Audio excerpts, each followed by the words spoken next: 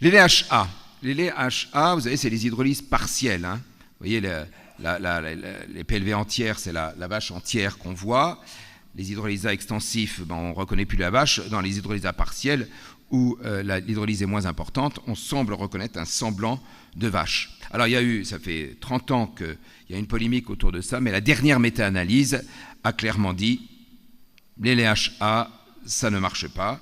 Et donc, les Américains, l'Académie américaine de pédiatrie a été la première à sauter le pas en disant qu'elle changeait d'avis. Vous voyez, il n'y a pas de données objectives démontrant que les préparations partiellement ou extensivement hydrolysées préviennent les manifestations atopiques chez les nourrissons et les enfants, même ceux à risque allergique. Et même si en 2008, ils avaient dit le contraire, ils l'écrivent, hein, eh bien cette fois, ils disent qu'il n'y a plus besoin de données d'hydrolysat partiel. Donc ça, c'était en 2019. 2 ans plus tard, l'Académie européenne d'allergo, elle est plus nuancée en disant il n'existe pas de recommandation ni en faveur ni contre, faites ce que vous voulez, mais en tout cas, ils ne soutiennent pas. Et donc, la Société française d'allergologie, qui, elle, a conclu aussi que les laits HA ne servaient à rien. Donc, en conclusion, maintenant, toutes les sociétés savantes sont à peu près unanimes pour dire que les laits HA n'ont pas d'intérêt. Néanmoins, il y en a quelques-uns, il y en a 2, hein, ceux de Nestlé et ceux de Mead Johnson, qui avaient fait initialement la preuve de leur efficacité. En France, ça n'existe plus, les laits HA, en tout cas étiquetés comme tels. Mais il existe toujours l'équivalent du Gigose HA, peut-être que vous aussi. Et là, si vraiment les parents insistaient, ça avait fait la preuve de son efficacité dans des études tout à fait sérieuses. Pourquoi pas le donner? En tout cas, c'est juste un peu plus cher, mais ça ne fait pas de mal. En tout cas, ce qui est certain, c'est qu'en complément de l'allaitement, c'est inutile. Alors, je passe très vite là-dessus, parce que j'en avais parlé hier, hein, l'introduction précoce, en vous donnant juste, toujours dans les pédiatres de la Société française d'allergologie, les recommandations pratiques qui ont été données. Alors, vous, notamment dans l'arachide et les fruits à coque, je l'ai déjà dit hier au symposium, vous avez beaucoup moins d'allergie ici au Maghreb parce que les mamans, pendant la grossesse, ont la bonne idée de manger des fruits à coque et de l'arachide, et je pense qu'elles doivent manger des œufs aussi, mais néanmoins, c'est très progressif. Je trouve qu'ils ont été particulièrement prudents. Moi, en pratique, je le suis beaucoup moins. Enfin, n'oublions pas l'eczéma.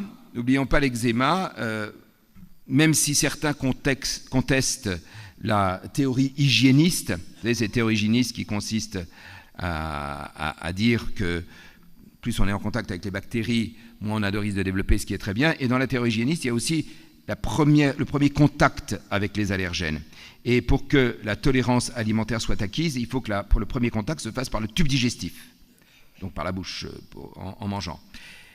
Les enfants qui ont un eczéma, le premier contact peut se faire par la peau, puisqu'ils ont une augmentation de la perméabilité cutanée. Et donc, quand ce premier contact se fait avec la peau, ça augmente le risque de développer une allergie alimentaire parce que la peau, le système immunitaire de la peau n'est pas fait pour permettre une tolérance alimentaire, contrairement à celui du tube digestif. Et donc, ces travaux soutiennent l'idée que c'est important de traiter activement et précocement, Stéphanie va sûrement le confirmer, les eczémas du nourrisson, parce que dans la photo de gauche, là, vous voyez, c'est en bleu, c'est ceux qui n'ont pas d'allergie alimentaire, en rouge, c'est ceux qui ont une allergie alimentaire, et complètement à gauche, c'est quand on traite très précocement l'eczéma, et à côté, c'est quand on retarde le traitement de l'eczéma, et vous voyez que le risque de faire une allergie alimentaire augmente. Et puis à droite, c'est l'agressivité du traitement, c'est-à-dire ceux qui ont peur des corticoïdes et puis qui n'osent pas en mettre beaucoup.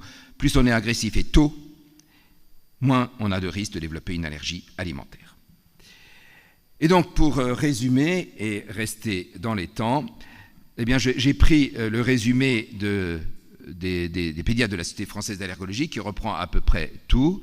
Donc, chez les enfants qui sont allaités, ne pas donner de complément à la maternité. Chez les autres, eh bien, pas de recommandation à utiliser un hydrolysat, qu'il soit poussé ou partiel. Chez les enfants à risque allaités, ces fameux 10 ml de lait pour prévenir l'allergie aux protéines du lait de vache, mais uniquement les enfants à risque. Et puis une diversification précoce, sans oublier de non seulement traiter précocement l'eczéma, mais aussi avant de faire l'introduction des aliments à fort potentiel allergisant chez un enfant qui a un eczéma sévère, il vaut mieux avoir l'avis d'un allergologue pour être sûr qu'ils ne développent pas une allergie IgE médiée lors de l'introduction des aliments. Je vous remercie.